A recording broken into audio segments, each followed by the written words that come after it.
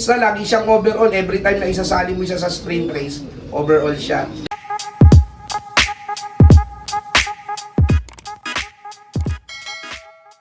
Good morning mga kalapatids, kami ang Empire of the Rising Sun Loop ng Las Piñas City. Yun, syempre bago ulit natin simulan tong video to, sir, maraming salamat sa pagpapaunlak na makapag-loop visit sa inyong dalawa. Tapos syempre shoutout kay Boss Ronald Gonzales at shoutout din sa Kalapatid Speeds. Nag-start kami mag-ibon noong 2021.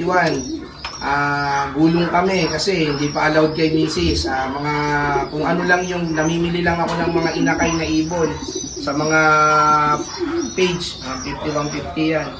2021, nakapag-acquired kami ng ibon, bumili yung pamangkin ko, doon nag-start na kami. 2022, nailaro ko na yung mga YB, nakapag-masbati kami, nag-overall kami sa mga fan race. Pero may kulang, kasi hindi kami nagba-vaccine. Nung nag-vaccine kami, ayun na, dire-diretso na. Nakapag-overall na kami sa North, BC Cavite, lap winner sa 4 na club, multiple pooling winner, overall kami sa FPR, MacArthur Clacker, nakapagpa-finisher na kami ng Tacloban, middle distance, sprint race, meron kami. Kumpleto kayo dito, sir, no? Oo, sprint, fan race 1, fan race 2, fan race 3, champion kami, middle distance, nagka-champion din kami, long, meron na rin kami. North, may super set din kami ng North. Ito rin yung mga ibon. Napakaangas mga kalapatids. Ito, yung una kong trophy sa CPRC, lap winner. Of color to. Nasa kaibigan ko lang, nasa hiraman eh. Bali, ito, una namin trophy. Sa mga puling-puling, muna kami nanalo. Sa Lokman ko rin kasi magaling mag-puling. Motivation, ayan. Tapos, nung mga sumunod na taon na, yan na, puro lap winner naman sa sprint race. Overall kami sa sprint race. Malaki rin yung pinanalunan namin. Yung isa kong ibon, nasa 500,000 yata nahakot niya. Nandito pa yun siya ring ibon na yun? Wala na siya eh. Si NL yun. Bali, yung si NL, ang napanalunan niya, ay first overall ng South Sector mula hanggang San Andres lang yung ano na yon. Pero clacker din siya ng Pasakaw at saka ng Ioduran. In-stop na namin. Talagang pooling talaga yon, kahit sa ang club nananalo yon. APR, nag-second overall din siya. Tapos FPR, lagi siyang overall. Every time na isasali mo siya sa sprint race, overall siya. Ito nga pala si Akita. Siya 3 times overall champion, 2 times first overall champion, multiple area pooling winner. Noong 2023, nanalo to sa PSU, Central Sector, tsaka South Sector. Ang kinabig nito, 25,000 at tsaka sa Liset. Multiple area pooling winner din. Tapos, 2024, 2025, nanalo naman siya sa WPFC, tsaka sa APR. Sprint race din. Ngayong 2026, ang achievement niya, first overall ng sprint race ng BBC Cavite, last dropper kami. Kami ang muling dropper, first overall pa rin siya. 2 times lap winner ito ng BBC Cavite Sprint Race 2025. O yan, ito.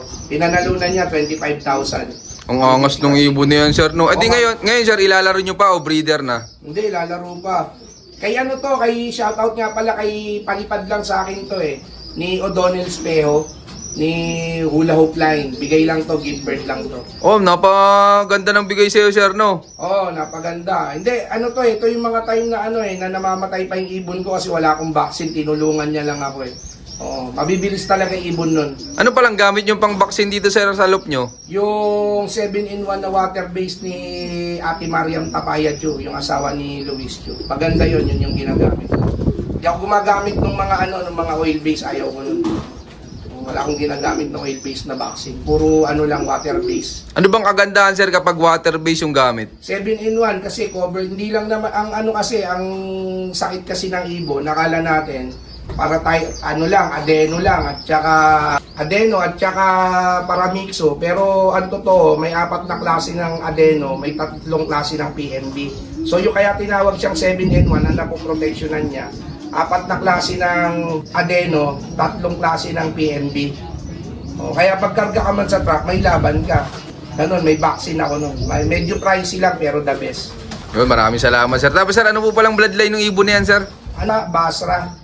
Basra. Kay Hulap si Japs ang nakakaalam ng bloodline nito eh. Hindi mo ba sinusubukan yan sir sa breeding? Hindi, sinubukan ko din to sa breeding na overall din yung anak nito kasi malalaspag eh, sayang yung pera eh. Kumikita to eh. Hindi siya ngayon nakayaya lang siya doon sa anak ng MacArthur isang beses lang. Kaya konti lang ang mga sprint ko, hindi ako nakakapagpaanak ng marami, hindi ko nilalaspag. Kasi pag nag-sprint kami, July pa lang nagpe-prepare na kami, pinapalugo nila namin sila ng maayos, iniingatan namin pagkasakit para pag dumating yung sprint race, may laban kami, malakas yung ibon namin. Yun ang diskarte mo dito sir kapag sprint race. Pinapalugon ko sila ng maayos kasi di ko muna sila pinaparisan para pagkadating nung labanan na, sasabikin namin sila sa pares, mabibili sila umuwi.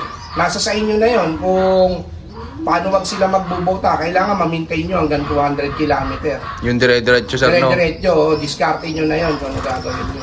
Yun, maraming salamat sir. Ito nga pala si CJ Damas, Lotman ko. Ano na kami magkasama, 2021 pa lang. Malaki rin kinabig nito, kumabig to ng motor ngayon. Kasi si CJ Damas kasi, ito Lotman ko, meron kaming mga boundaries dito, hindi porket ako yung may-ari, ako lang lagi masusunod. So pag sinabi niya, sinusunod ko rin siya. Siya pag nakita niyang may sakit, ako lang mag-apply ng medication. Magtatalo kami pag hindi ko siya sinunod. Magaling siya sa trapping, magturo ng ibon. Kakaiba yung pagtuturo niya. Ako naman sir, ang diskarte ko sa pagtuturo, maliit pa lang, winawalay ko na yung tumutukan na. Tapos nilalagay ko sa landing board. Tapos papawalang pagbutom para pag tinawag, yung disiplina nila mapapasok agad. Tapos yung iwas overplay na rin, kasi pag pag busog pinakawalan tapos gumulang sa loop, panigurado pipidyan ka. Tapos yung diskarte ko pag sasali kami ng pooling, naka-motivate yan sila. Yung hen, may ikak sa loob ng ng widowwood, hindi namin pinagsasama yung pinapasabik lang namin. Para sa trapping, rekta. Nag-uunahan niya mga hen pag nakita yung kak sa loob. Anong gusto niyong panlaban ng pooling? Babae o lalaki? Parehas. Parehas sir, Magaling ako sa siya sa kak. Oo, ayos no. parang pang street fight lang po yung laban. Siya ay magaling sa motivation. Tas ako, susuplayan ko lang ng gamot kasi pagka nasagad yung ibon sa bilis, basta ayun, ako lang magtatrabaho yung kung ano ipapakain, ayun lang trabaho ko. Pero lahat, all in all, Lopman ko gumagalaw. Nakita nyo naman, ang laki ko. Hindi ako kasya sa loob. Kaya Lopman ko talagang magaling din talaga. Kung wala yung Lopman ko, wala ako. Away nga kami, gumulong ako eh. Di ba? Kasi kailangan namin isa't isa. Hindi kami, tandem talaga kami. Paano pala nagsimula sir yung pagiging mag-partner niyo dito sa loop? Bata pa kasi siya eh. Pinasok siya ni Greg Pilapil, di ba? Ang nagdala po talaga sa akin dito si Boss Greg Pilapil. Nag-iibon din yun, taga sa amin. Taga saan ka pala sir? Taga Anix lang po. Maraming mga pansel din doon. Dinala ako ni Boss Greg dito. Bata pa ako mga 2021. Nag-aaral pa siya. Nag-iibon na rin ako noon. Tapos ako yung dinala ni Boss Greg kasi may alam na rin ako sa pag-iibon Naglalaro pa kami nun yung sa Cavite. Gamit na kami na ibon noon. 150 lang. 150 line lang. Nananalo pa kami. Naglalaro kami sa CHPA CHPA kay Ma'am Sugar. Mga gamit naming ibon 150. Oo, nakakaporma naman. Tapos doon nakapag-acquired na kami. Okay na, yun na. Pahirapan. Tapos, basta marami nga pinagdaanan. Masaya lang kami lagi. Kahit talo, okay lang. Hindi kami bitter dito. Pag talo kami, hindi kami sinungaling kung kaninong ibon, sinasabi namin.